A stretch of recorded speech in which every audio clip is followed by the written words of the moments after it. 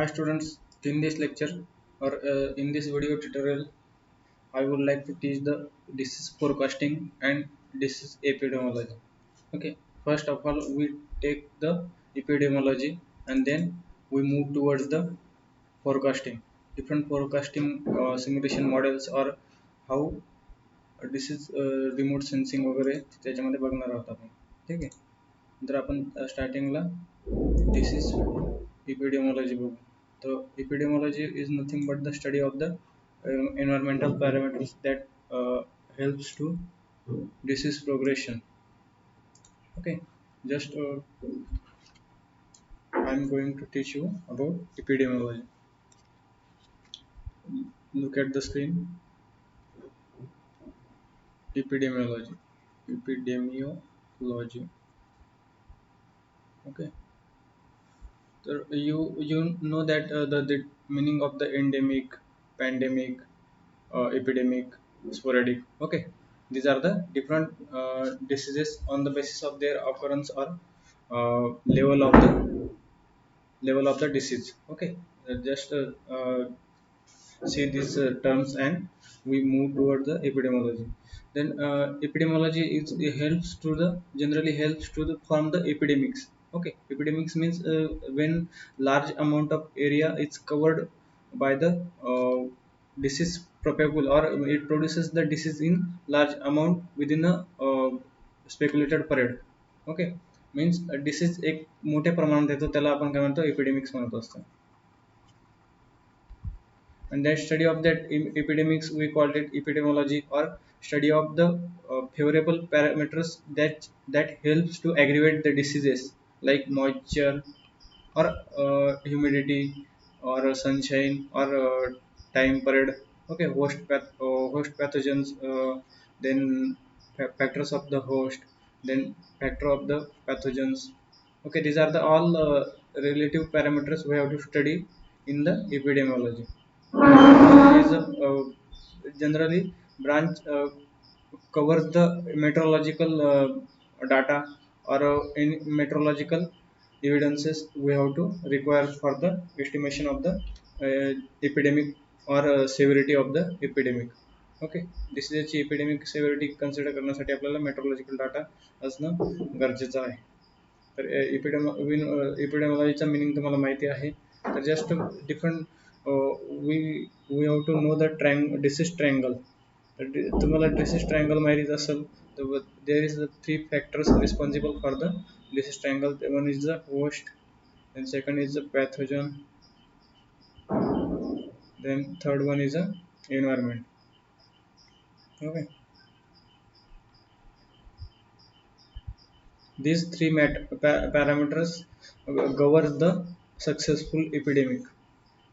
These three parameter favorable conditions of host, susceptible host, then virulence pathogen and favorable environment govern the successful epidemic. Okay, particular disease produce करण्यासाठी हे three parameters फार important आहेत. ठीक आहे. Then just third fourth dimension is also added in that case that we can need for the disease tetrahedron. त्याला आपण disease tetrahedron म्हणतो. This is a disease triangle. In या थर्ड केसेसमध्ये आपण डिसीज ट्रायंगल म्हणतो आणि परत आपण एक थर्ड फोर्थ पॅरामीटर किंवा fourth dimension that is a time.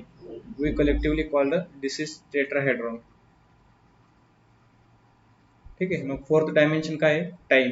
Because particular time require for the disease progression और डिसीज प्रोपेबल इंटेन्सिफिकेशनसाठी पर्टिक्युलर टाइम लागतो. आपण तो टाइम कन्सिडर केला तर disease tetrahedron this is a fourth element of the epidemic formation.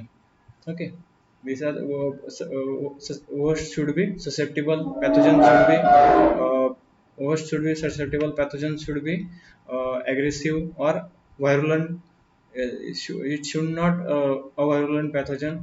Then uh, environment should be favorable for the disease development. Humidity or weather parameters should be favorable for the pathogen. That's why epidemic is happen.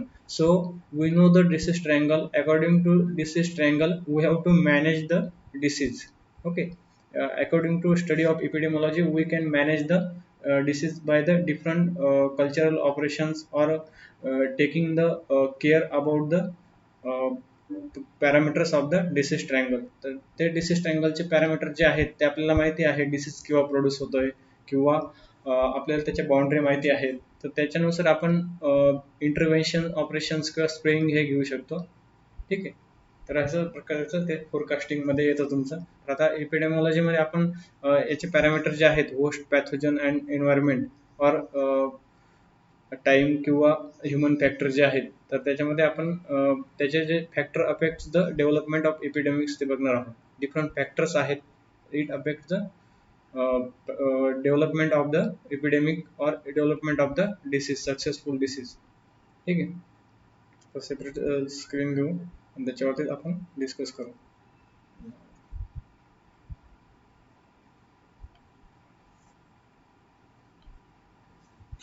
1 minute.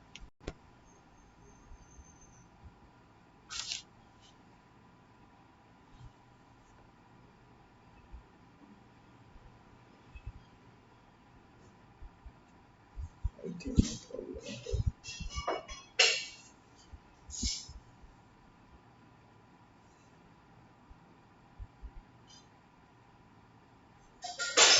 Okay, so let's see the different factors affecting the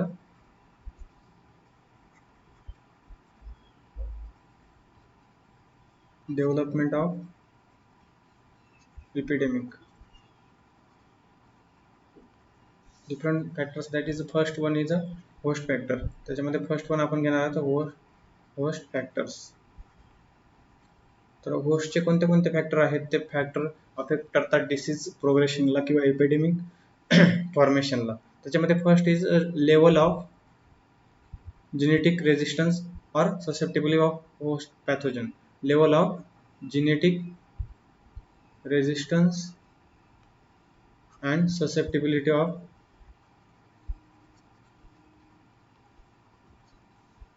host plant. ठीक आहे. तर त्याच्यामध्ये एक तर vertical resistance माहिती असलं पाहिजे, गरजेचं आहे तुम्हाला, आणि हॉरिझॉन्टल रेजिस्टन्स माहिती असणं गरजेचं आहे. ठीक आहे. व्हर्टिकल रेजिस्टन्स मीन्स पर्टिक्युलरली एक असे जीन्स असतात की ते एकाच डिसीजला रेजिस्ट करू शकतात, तर ते दुसऱ्या डिसीजला रेजिस्ट नाही करू शकत, मीन्स व्हर्टिकल रेजिस्टन्स आहे. तर त्याच्यामध्ये एकतर डिसीज होतो किंवा एकतर डिसीज होत नाही. ओके. मीन्स व्हर्टिकल रेजिस्टन्स जर असलं एखाद्या डिसीजच्या अगेन्स्ट, एकतर डिसीज होईल किंवा एकतर डिसीज होणार नाही, जर व्हर्टिकल रेजिस्टन्स ॲब्सेंट असलं तर. But in case of horizontal resistance, it governed by the many genes, and means it horizontal resistance shows the additive effect against the all diseases. Okay. Or we can say the it reduces the disease amount. It doesn't reduces the means doesn't go away disease or form the disease as like vertical disease. That horizontal resistance only govern the small amount against all diseases. Resistance given against the all diseases. Okay. Means small amount of disease, small amount of resistance हे सगळ्या डिसीजच्या against हे horizontal resistance हे दाखवणार आहे. ठीक आहे. हे आहेत होस्टचे पॅरामीटर. त्याच्यामध्ये दुसरं आहे नंतर degree of genetic uniformity of host. Degree of genetic uniformity of host. ठीक आहे. आता एकतर याच्यामध्ये जर युनिफॉर्म जेनेटिक मटेरियल असलं होस्टचं, किंवा युनिफॉर्म जेनेटिक ड्रिप नसली कुठलंही, किंवा कुठलाही जेनेटिक इम्प्युरिटी नसल्या, तर ती पर्टिक्युलर व्हरायटी असली क्रॉपची, तर it can be resistance for a particular disease, or maybe sometime particular variety is susceptible for the particular disease, like Victoria variety of maize is susceptible for southern blight of corn. Okay. तर Victoria variety जी होती ती southern blight of corn साठी susceptible variety होती. ठीक आहे. अशा पद्धतीचा एक आपण म्हणू शकतो होस्ट फॅक्टर आहे, degree of genetic uniformity of host. नंतर third factor is type of crop. Type of crop त्याच्यामध्ये एक annual crops and perennial crops. तर याच्यामध्ये अॅन्युअल क्रॉप जे असतात generally they shows the high spread of the diseases. ठीक आहे, epidemic लवकर फॉर्म होतात अॅन्युअल क्रॉप्समध्ये बिकॉज अॅन्युअल क्रॉप्समध्ये पॅथोजन प्रोपेगल हे लवकर डेव्हलप होत असतात आणि पेरेनियल क्रॉप्स जे आहेत त्यांच्यामध्ये लेस मीन्स लेस एपिडेमिक फॉर्म होत असतात because they are resistant shows the resistance for against the different pathogens or also time required for the propagable production. Okay, perennial crop less susceptible असतात, annual crop हे more susceptible असतात disease एपिडेमिकसाठी किंवा लवकर येत असतात annual crops वरती. नंतर fourth is host age. आता 4 नंबरचा बघितलं तर होस्टचं एज नुसार पण डिसीज हा डेव्हलप होऊ शकतो. जर ऑन्टोजेनिक रेजिस्टन्स म्हणतो आपण त्याला, ऑन्टोजेनिक रेजिस्टन्स. तर ontogenic resistance means it govern by the age of the resistance govern with the age of the crop means ontogenic resistance म्हणतो. एकतर ते कमी असू शकतं, एकतर जास्त असू शकतं, त्याच्यावर डिसीज प्रोग्रेशन अलग अलग असू शकतं. तर नंतर ससेप्टेबिलिटी टू अर्ली स्टेज.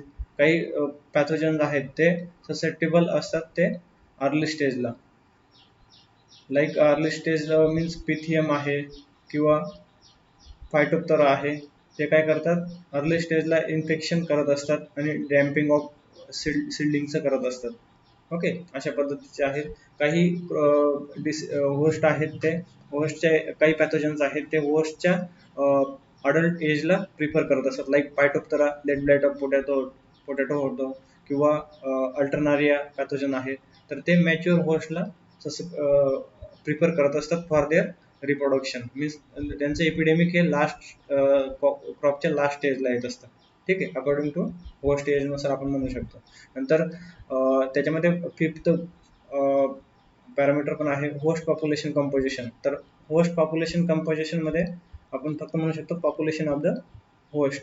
तर क्रॉपिंग इंटेन्सिटी, तर high crop intensity favour the disease development because micro climate is form in high intensity crops. ठीक आहे, हाय इंटेन्सिटी किंवा हाय इंटेन्सिटी क्रॉप आहे, हाय डेन्सिटी क्रॉप आहेत. तर हाय डेन्सिटी क्रॉपमध्ये किंवा मॅक्झिमम पॉप्युलस क्रॉपमध्ये मायक्रोक्लायमेट हे फॉर्म होतं आणि डिसीज डेव्हलपमेंट होत असतं. इन्सेक्ट किंवा डिसीज डेव्हलपमेंटसाठी फेवरेबल असतं high population density crops. Okay, these are the all the host parameters that help or maybe reduce the disease. Okay, according to their interest. आता नंतर पुढचं बघणार आहोत आपण पॅथोजन फॅक्टर्स. आपण सेपरेट स्क्रीन घेऊ आणि त्याच्यावरती पॅथोजन फॅक्टर्स बघू.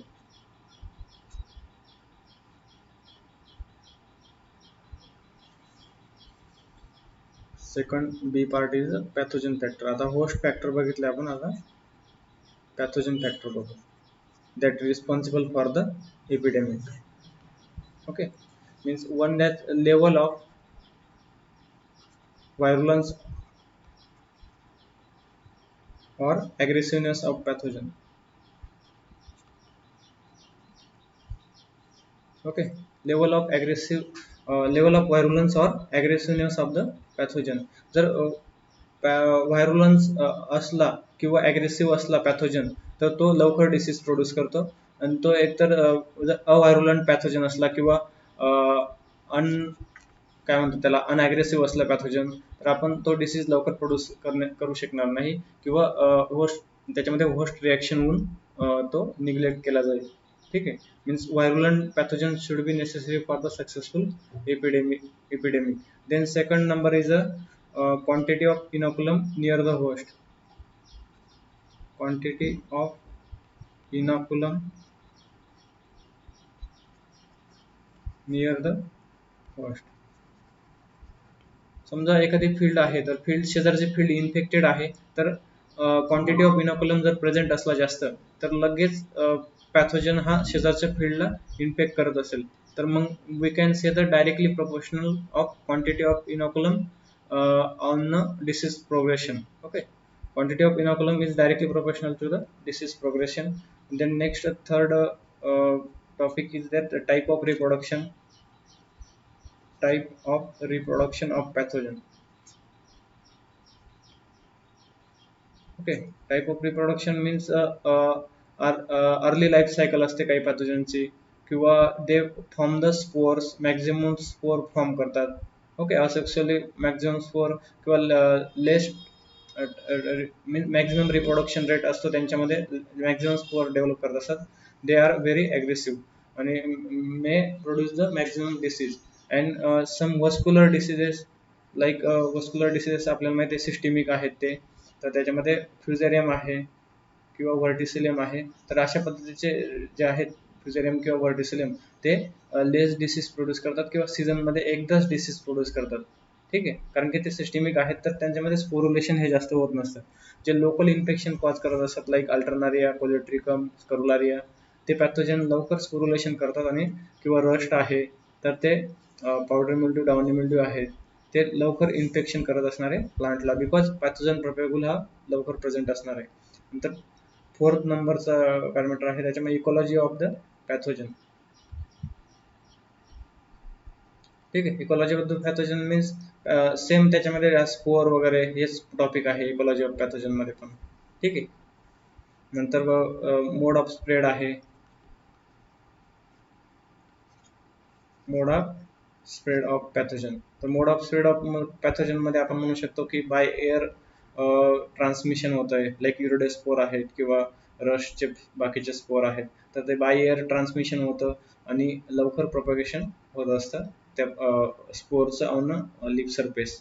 Okay, they produce the maximum epidemic. Then काय सम व्हायरल डिसीजेस और mycoplasmal diseases are transfer by the insects. They helps to produce the epidemic. Then wind is also uh, plays a major role in the transfer of spore. They also helpful for the disease progression. These are the all the pathogen factors responsible for the uh, disease development or disease epidemic development. Okay. Next, third factor is a environment factor.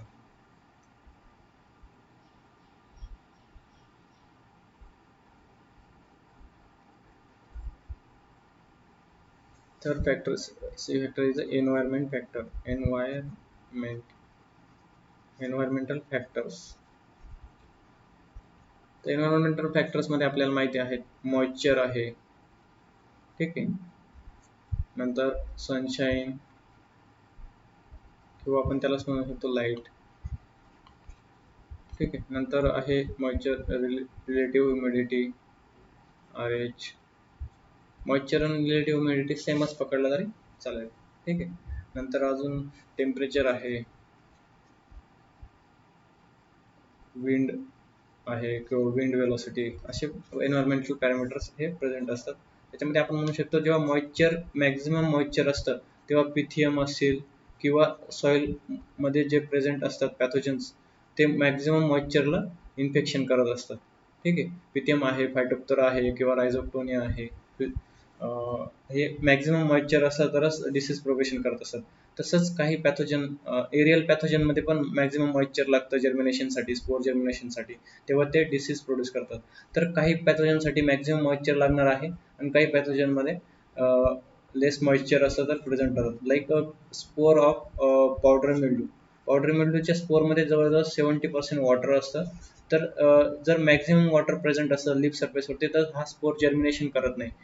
That's why powdery mildew spore require the less moisture on a surface of leaves. Also, fusarium or verticillium require the less water in a soil for disease progression. असे काही pathogens आहेत की ते moisture कमी असतं तर disease progress करत असतात. ठीक आहे.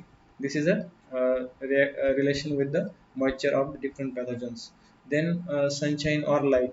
Light is essential for the uh, means sterilization of the different medias or different sterilization of soil.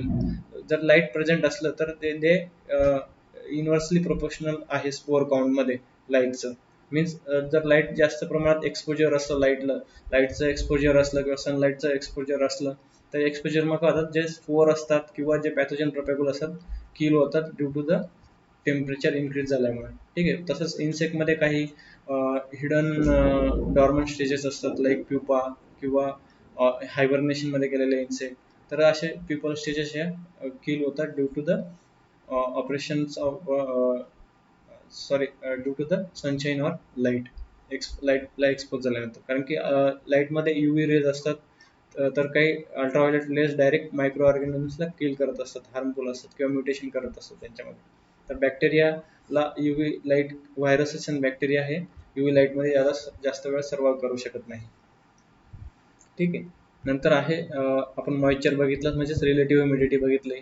ठीक आहे. रिलेटिव्ह ह्युमिडिटी 80 to 100% पर्यंत पाहिजे जर पॅथोजनला प्रोग्रेस करायचं आहे. तर लेट ब्लाइट ऑफ पोटॅटो जो आहे त्याच्यामध्ये फायटोप्थोराला 80% to 90% moisture percent relative humidity ही लागते, आणि कूल नाईट्स लागतात.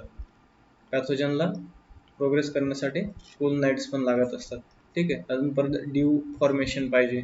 Due is required for the disease progression or germination of the hyphae.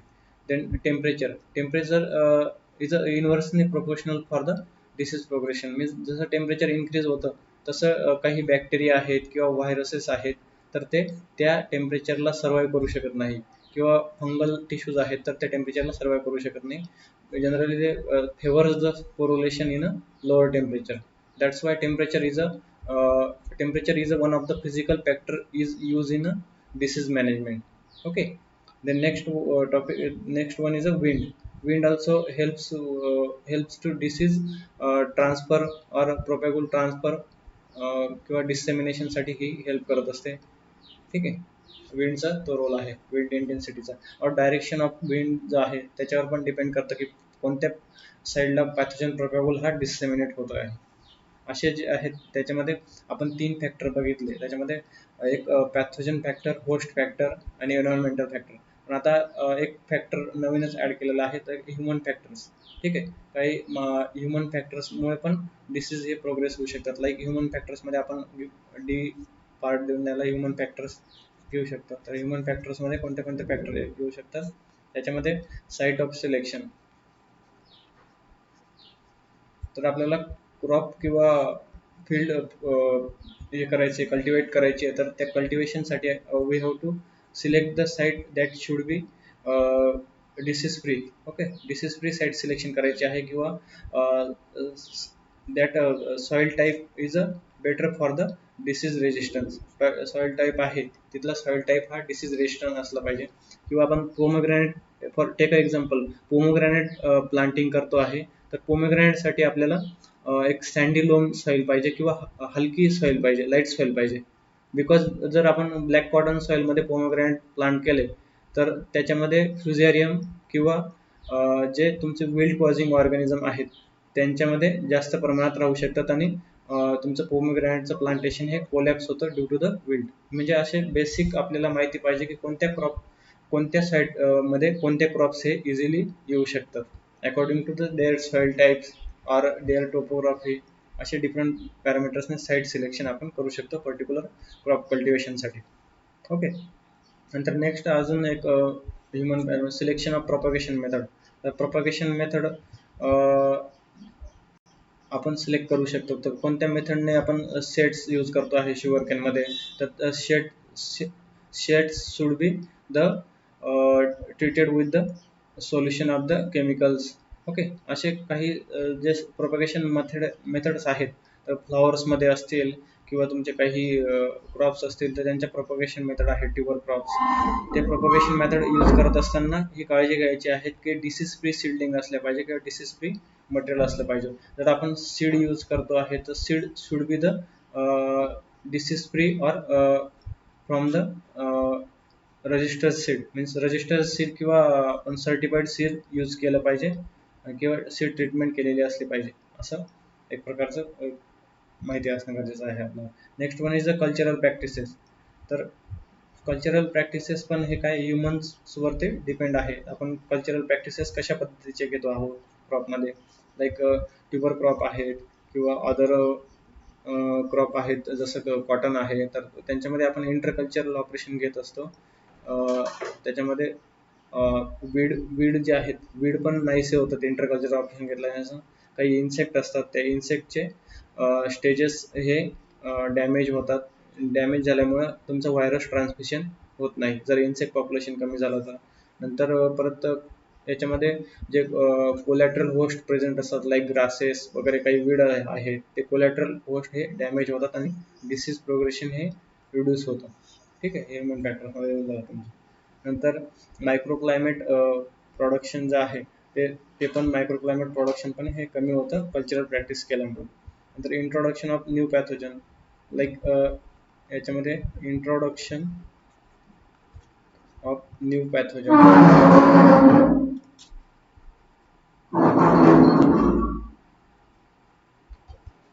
ठीक आहे, इंट्रोडक्शन ऑफ न्यू पॅथोजन मध्ये आपण घेऊ शकतो की काही ज्यावेळेस आपण फॉरेनवरनं आलो एखादं तिथून सीड मटेरियल आणलं किंवा एखादं फ्लॉवरिंग क्रॉप मीन्स हे आणलं आपण काय म्हणतो ॲस्थेटिकसाठी एखादं तिथलं झाड आणलं तर त्याच्यामध्ये ऑर्चिड आहे किंवा त्याच्यावरती डिसीज फ्री असलेलं पाहिजे किंवा सीड ट्रीटमेंट केली असली पाहिजे. जर ते एखादा पॅथोजन आहे तो इंट्रोड्यूस होऊ शकतो न्यू लोकॅलिटीमध्ये इंडियामध्ये जर तो डिसीज प्रेझेन्स नाही आहे पण तो डिसीज येऊ शकतो. याच्यामध्ये क्वारंटाईन आहे किंवा तुमचं पोस्ट एंट्री क्वारंटाईन हे महत्त्वाचा रोल करत असतात. नंतर इन्व्हेजिंग किंवा अलाइन पेस्ट आहेत त्यांच्यासाठी रेग्युलेशन किंवा जे स्टँडर्ड ऑपरेटिंग प्रोसिजर्स आहेत SOPs आहेत त्या फॉलो केल्या पाहिजे. अशा पद्धतीने क्वारंटाईन एंट्री किंवा पोस्ट क्वारंटाईन एंट्री ही महत्त्वाची ठरते इंट्रोडक्शन ऑफ न्यू पॅथोजन्समध्ये. ठीक आहे, आता तुम्हाला पॅन्डेमिकमध्ये क्वारंटाईन काय आहे ते माहिती असेलच. ठीक आहे, नंतर अशा पद्धतीने तुमचं हे factors affecting the development of epidemic and disease progression असे डिफरंट फॅक्टर्स आहेत. त्याच्यामध्ये pathogen, host, environmental and human factors हे रिस्पॉन्सिबल असतात. त्याच्यामध्ये डिफरंट एक्झाम्पल्स घेतलेले आहेत आपण ते एक्झाम्पल्स हे लक्षात ठेवा. ठीक आहे, आता आपण फोरकास्टिंग हा टॉपिक घेऊ.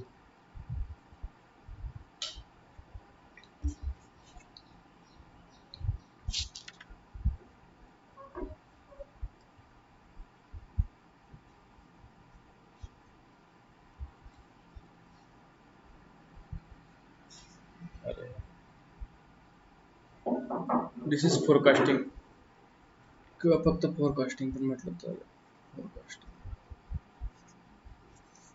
फोरकास्टिंगचा मिनिंग काय होतं? जर predict the occurrence of disease और disease severity initial prediction. Okay, disease येण्याच्या आधीच डिसीज प्रेडिक्शन करणं आहे किंवा अकरन्स ऑफ डिसीज आपल्याला प्रेडिक्ट करायचं आहे by using a different simulation models और on the basis of data available by the meteorological department. तर मेट्रोलॉजिकल डिपार्टमेंटमधून आपल्याला जो डाटा अवेलेबल असतो त्यावरनं डिसीज फोरकास्टिंग करू शकतो किंवा आपण म्हणू शकतो डिसीज ऑकरन्सचं प्रेडिक्शन करू शकतो. This is a prediction of disease occurrence.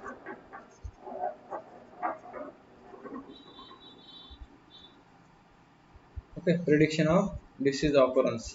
तर त्याच्यामध्ये मग आपण म्हणू शकतो की helpful for it disease prediction it helpful for the taking the और minimizing the risk of the disease. Okay, it minimizes the risk of disease.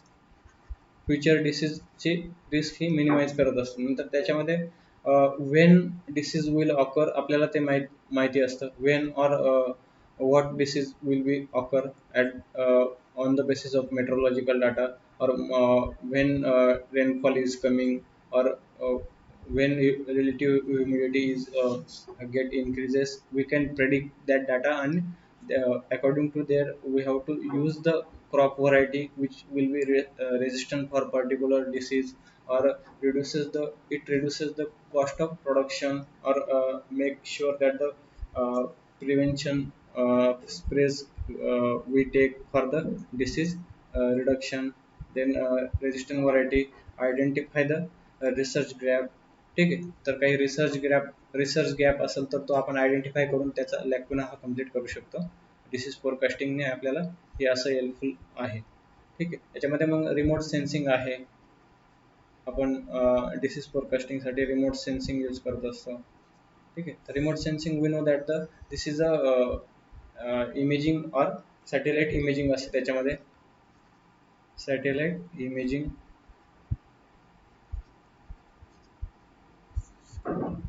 according to different rays, using the different rays we can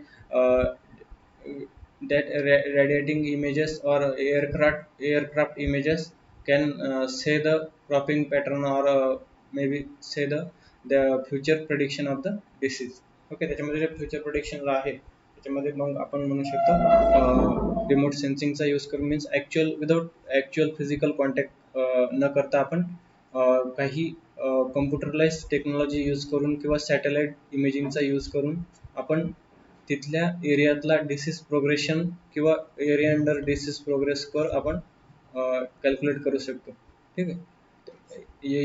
AU DPC म्हणजेच area under disease progress कर आपण calculate करू शकतो by the different mathematical models. तसंच remote sensing जसं helpful आहे तसंच आपल्याला आता रिमोट सेन्सिंगमध्ये काही हे आहेत ते आपण त्याच्यामध्ये यूज करू. Colwell sorry Caldwell is a first in 1975 used the first time remote sensing in Wheatrust.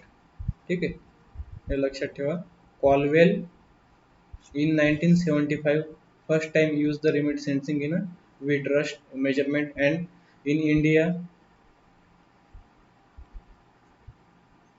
Dakshinamurti. Okay, in India Dakshinamurti, in Kerala first time use the remote sensing for root wilt of coconut. Okay, in Dakshinamurti used first time remote sensing in India in Kerala, and which disease, coconut root wilt.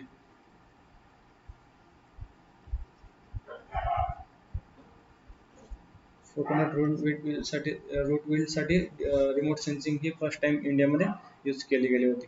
ठीक आहे, अशा पद्धतीचं तुम्हाला हे दोन लक्षात ठेवायचं आहे. नंतर आपण डिफरंट सिम्युलेशन मॉडेल जे आहेत ते सिम्युलेशन मॉडेल बघू, त्याचे एक्झाम्पल बघू. ठीक आहे, 1 minute.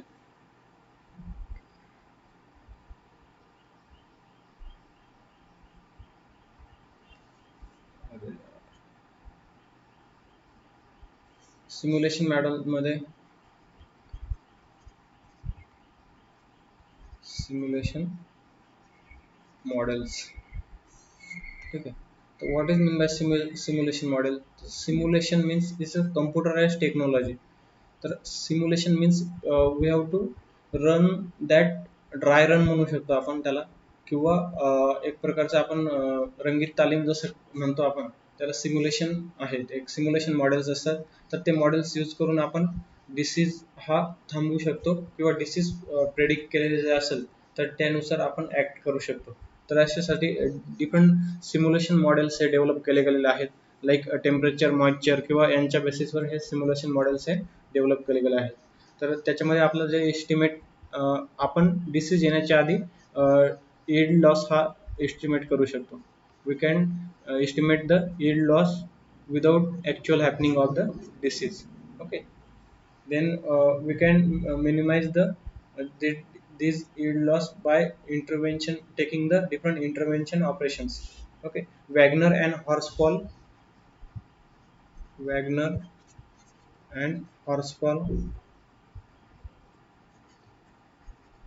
in 1969 first time used the computer simulation model, that is EPDM. ठीक आहे, हे नाव लक्षात ठेवा, EPDM for the disease early blight of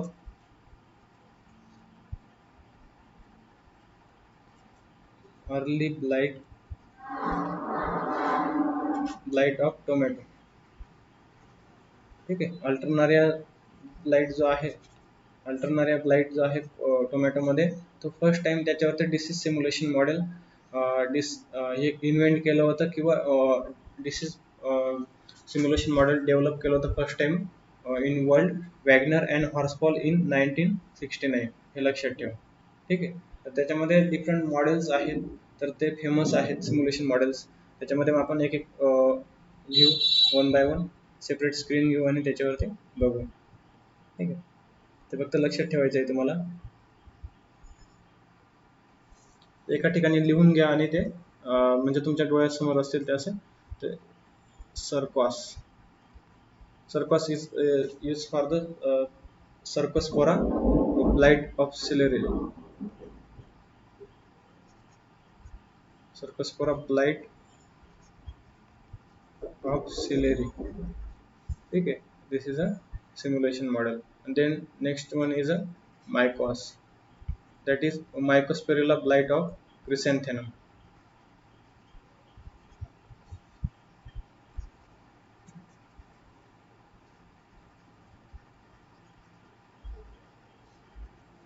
Okay, this is a Mycos.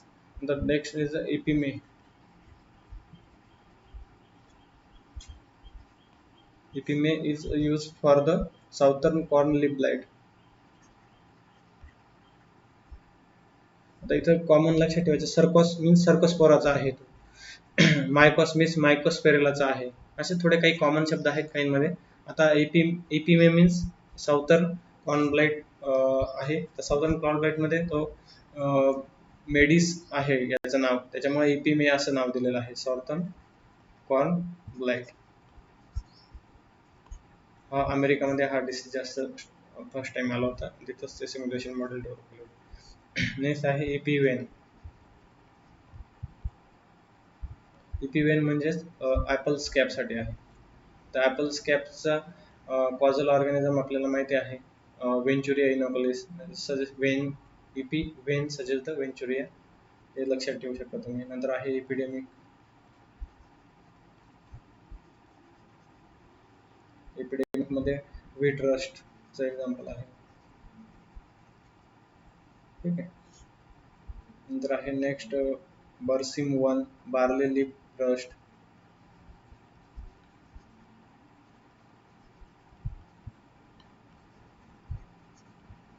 Barley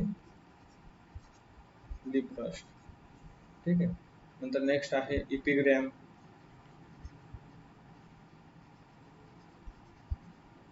त्याच्यामध्ये बार्ली पावडर मिळली बार्लीचा पावडर मिळली ठीक आहे नंतर आहे सिम्फे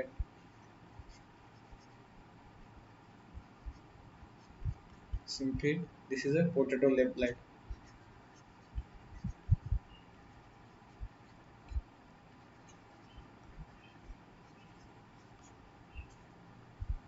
okay these are the important simulation models developed for the respective diseases अशा पद्धतीने तुम्हाला सिम्युलेशन मॉडेल हे लक्षात ठेवायचे आहे आणि रिमोट सेन्सिंगचा थोडंसं वाचून घ्या त्यामध्ये क्वारंटाईनचं पण वाचला तरी चालेल क्वारंटाईनमध्ये कसं काय कोणत्या स्टँडर्ड ऑपरेटिंग प्रोसिजर्स होतात तर अशा पद्धतीने आपण हा आपला टॉपिक संपलेला आहे याचा फोरकास्टिंगचा आणि आधी आपण घेतला होता एपिडेमिओलॉजीचा टॉपिक ठीक आहे